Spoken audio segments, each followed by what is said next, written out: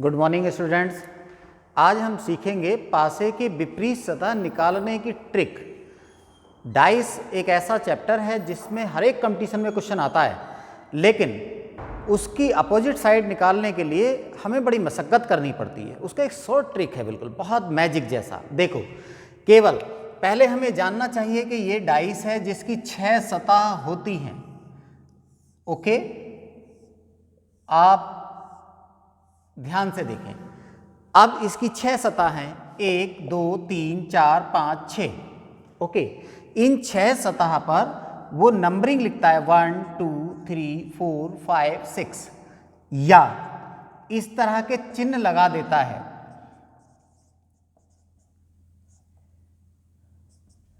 अब हमें इनमें से ये पता करना रहता है कि इसके विपरीत सतह पर क्या लिखा है। अगर हमें कोई डाइस दी गई है तो सबसे पहले उस डाइस की हमें प्रकृति पता होनी चाहिए कि वो डाइस किस नेचर की है। मतलब वो साधारण डाइस है या स्टैंडर्ड डाइस है, मीन्स वो साधारण पासा है या वो मानक पासा है। एक पासे को मैं लेता हूँ, यदि हमने बात की पासे की, तो पासे दो तरह के होते हैं। एक होता है साधारण पासा और एक होता है मानक पासा। जब हम इनकी बात करते हैं, यदि हमें यह पता चल जाए कि दिया गया पासा साधारण पासा है या मानक पासा, तो इसकी विपरीत सतह निकालना बड़ा इजी हो जाता है। अब आप देखिए पहला point, type first. Type first में मैं एक डाइस ले रहा हूं। इस डाइस को आप ध्यान से देखें। इस डाइस पर कुछ अंक लिखे हैं। इन अंकों को आप सबसे पहले जोड़ना शुरू कर दें, जो लगे हुए हैं, मतलब जो सतह जुड़ी हुई हैं एक दूसरे से, उन्हें आपस में जोड़ना शुरू कर दें। किन्हीं भी दो सतह को आपने इस सतह के साथ इसे जो अगर ऐड कर दिया इस अंक को, तो इसका एडिशन कितना होगा 6। 4 और 2 6। अब आप कहीं ये मत सोच लेना कि जोड़ने का तरीका सिर्फ यही रहता है, नहीं, आप कहीं पर भी जोड़ सकते हो। इसे इसके साथ भी जोड़ सकते थे। अब आप आगे बढ़ते हैं, 2 और 3 को जोड़ेंगे कितना हो जाएगा 5, और 3 और 4 को जोड़ेंगे कितना आ जाएगा 7। जैसे ही जोड़ने पर 7 आता है तो इस सा को देखो, सा से 7 और सा से साधारण। इस कॉन्सेप्ट को सदैव याद रखो। अगर ऐड करने पर आपको कहीं पर भी मानक पासे पर 7 मिल जाता है तो उस पासे को आप साधारण पासा बोलते हैं, ठीक है। अगर जोड़ने पर यहाँ कहीं 7 नहीं मिलता तो उसे आप बोलते मानक पासा। अब साधारण पासे की विपरीत सतह कैसे निकाली जाती है उसका तरीका बताता हूँ। टाइप फर्स्ट में मैं ये सिखा रहा हूँ। अब उसने कहा कि 4 के विपरीत क्या होगा। 4 के विपरीत क्या होगा, तो आप सिर्फ ये करें कि यहाँ पर जो सामने आपको सतह दिखाई दे रही है और जो विपरीत सतह होती है वो दिखाई नहीं देती। विपरीत सतह कभी दिखाई नहीं देती। तो आप ये देखें यहाँ पर कितने अंक दिखाई दे रहे हैं, उन्हें लिख लें। 4 2 और 3।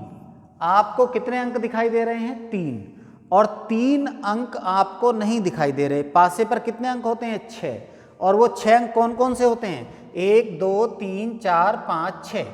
अब ये देखो कि जो अंक नहीं दिखाई दे रहा बस वही इसके विपरीत है। तो कौन कौन नहीं दिखाई दे रहे, यहां से देखें आप, 4 दिखाई दे रहा है, ये रहा, 2 दिखाई दे रहा है, 3 दिखाई दे रहा है, नहीं दिखाई दे रहा 1 5 6, ये अंक आपको नहीं दिखाई दे रहे। इसका मतलब 4 के विपरीत या तो 1 होगा या 5 होगा या 6 होगा। बस ये इसका आंसर आ गया। बस आपको प्रकृति पता करनी है कि पासा किस प्रकृति में आता है। एक टाइप।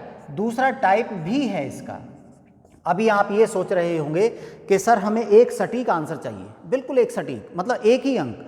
तो उसके लिए साधारण पासे के कम से कम 2 प्रकृति हमें दी गई हो, मतलब एक साधारण पासे की 2 स्थिति हमें दी गई होनी चाहिए, तब हम उसका एक निश्चित अंक क्या उसके विपरीत होगा वो निकाल पाएंगे। जैसे इसी पासे को मैं लेता हूँ 4 2 3, यहाँ पर आ गया 3 5 6। ओके, अब हमने देखा 4 और 3 7। एक बात और मैं आपको बता देता हूँ, यदि उसने ये कहा कि एक पासे की विभिन्न स्थिति दी गई हैं और उसने यहाँ पर मान लीजिए 6 पासे भी दे रखे हैं और उनमें से कोई एक साधारण पासे की प्रॉपर्टी को फॉलो करता है, तो इसका मतलब सारे के सारे पासे साधारण पासे ही हैं। अब आपको उन पासों में से ऐसे 2 पासे को चुनने हैं जिन पर एक ही अंक कॉमन दिखाई देता हो। अब आप देखें, इस पे 3 है और यहाँ पर भी 3 है। जो अंक कॉमन है बस सिंपल आप उसे ही लिख लो, ठीक है। अब पहले पासे की तरफ आइए आप। पहले पासे पर 3 कॉमन था, इसके अलावा 2 अंक अभी और बचे हैं, उन्हें लिखना है। तो 2 अंक बचे हैं, वो कौन कौन है? 4 है और 2 है। बस यहाँ पर ये समझ लीजिए आप कि जो अंक कॉमन है उसके बचे हुए अंकों को आप 2 तरह से लिख सकते हैं, या तो आगे की तरफ मतलब क्लॉकवाइज, या फिर पीछे की तरफ मतलब एंटी क्लॉकवाइज। 2 ही तरह से लिख सकते हैं। बस आपने यदि इसे आगे की तरफ लिखा है तो अगले पासे पर भी आगे की तरफ ही लिखेंगे, दोनों पर दिशा सेम रहनी चाहिए। लिखने का तरीका ये है। तो जैसे ही 4, 3 के आगे पहला अंक कौन आया? 4, कोमा लगा दो, और 4 के आगे कौन आया है? 2, फिर कोमा लगा दो। आप दूसरे पासे पर आइए। पहले पासे के तीनों अंक लिख लिए आपने, अब दूसरे पासे पर जाइए। दूसरे पासे पर 3 के आगे क्या आया है? 5, और इसके आगे कितना आया है? 6। ओके, अब आप गिने इन अंकों को, 1 2 3 4 5, लेकिन अंक कितने होते हैं? 6। इसका मतलब एक अंक अभी आपने नहीं लिखा। जो अंक नहीं लिखा वो इसके जस्ट नीचे लिख दीजिए, एक अभी आपने नहीं लिखा था। अब देखो, 4 के विपरीत 5 होगा और 2 के विपरीत 6 होगा, 3 के विपरीत 1 होगा। सबसे ज़्यादा क्वेश्चन पूछा जाता है इस पर, जो आपने अंक लिखा है बाद में बचा हुआ कि उसके विपरीत क्या होगा, मतलब 3 के विपरीत कितना होगा? 1 होगा। ये इसका दूसरा टाइप था। इसका एक तीसरा टाइप भी है, टाइप थर्ड। यदि आपको 2 पासे दिए गए हैं और उन दोनों पासों पर ये है 4 3 2, 4 3 2, 2 3 5। अब आप इस पासे को देखें तो ये भी साधारण पासा ही है, 4 और 3 7। जैसे ही योग 7 हो जाएगा तो वो क्या कहलाएगा? साधारण पासा ही कहलाएगा। लेकिन मैंने ये बताया था इससे पहले टाइप 2 में कि एक अंक कॉमन था। अब यहाँ पर आप देखें तो इसमें 2 अंक कॉमन हो गए, 2 भी कॉमन है और 3 भी कॉमन है। अब जो अंक बच गए हैं वो विपरीत होंगे। कौन कौन बच गए? 4 और 5। तो इसका मतलब 4 के विपरीत इन दोनों पासों में क्या होगा? 5। लेकिन इस पासे पर जब कभी भी क्वेश्चन आएगा तो वो सदैव ये पूछेगा, बताइए 3 के विपरीत क्या है? जो कॉमन है उनके विपरीत पूछेगा। तो इसके लिए आप ये रूल लगाएंगे, जो पहला टाइप है, जो अंक नहीं दिखाई दे रहे वो इसके विपरीत होंगे। मतलब पहला क्वेश्चन यदि इस पे ये बनता है तो सेकंड क्वेश्चन क्या बनेगा? सेकंड क्वेश्चन बनेगा कि 3 के विपरीत क्या है। तो आप 3 के विपरीत क्या है उसे बताने के लिए आप जितने अंक दिखाई दे रहे हैं उन्हें लिख लो। तो क्या क्या दिखाई दिया आपको? 4 3 2 और 5। बस दोनों पासों पर यही संख्याएं तो दिखाई दे रही हैं। अब कौन सी संख्या नहीं दिखाई दी? वो है 1 और 6। जो संख्या यहाँ नहीं दिखाई दे रही वही तो विपरीत है। विपरीत अंक कभी दिखाई नहीं देता। इसका मतलब 3 के विपरीत क्या होगा? 1 या 6। इसका ये आंसर आएगा।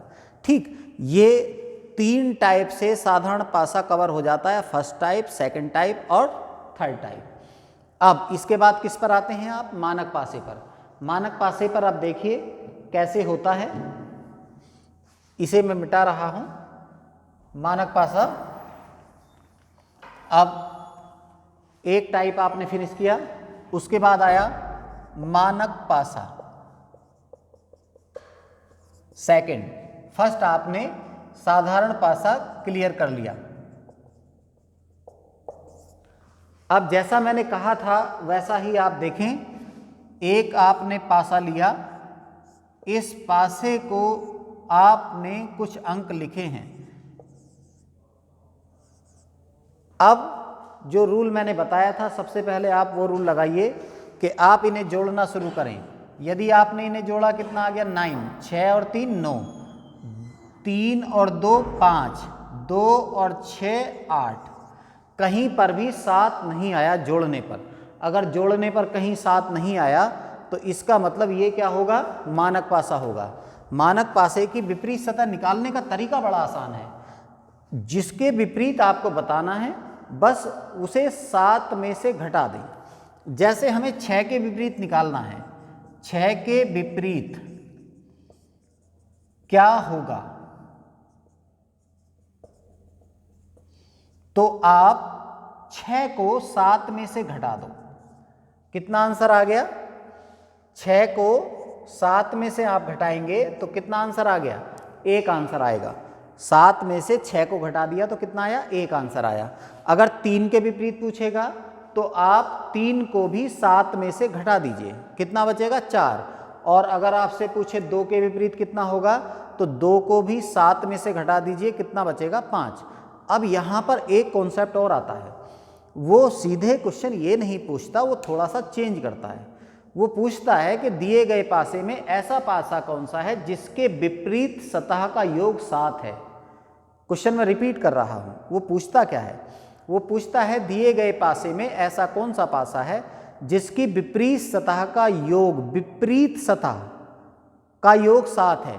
देखो पहले मैंने बताया था कि सामने जो सतह दिखाई देती हैं उनका योग 7 होना चाहिए, तो जिनका योग सामने वाले का 7 होगा तो उसे क्या कहेंगे, साधारण पासा। और जिसके सामने वाली सतह का योग 7 नहीं होगा तो उसकी विपरीत सतह का योग 7 होगा। इसका मतलब ऐसे क्वेश्चन में सदैव हमें साधारण पासे की सामने वाली सतह का योग तो 7 होगा और मानक पासे की विपरीत सतह का योग 7 होता है। एक एग्जाम्पल में लेता हूं, यह क्वेश्चन आया, दिए गए पासे में किस पासे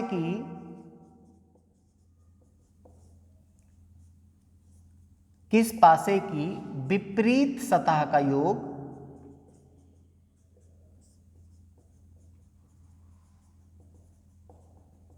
7 होगा। कुछ पासे इस तरह से वो आपको देगा। फर्स्ट पासा दिया उसने, सेकंड पासा दिया,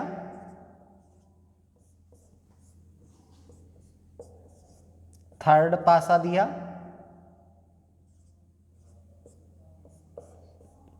और फोर्थ पासा दिया।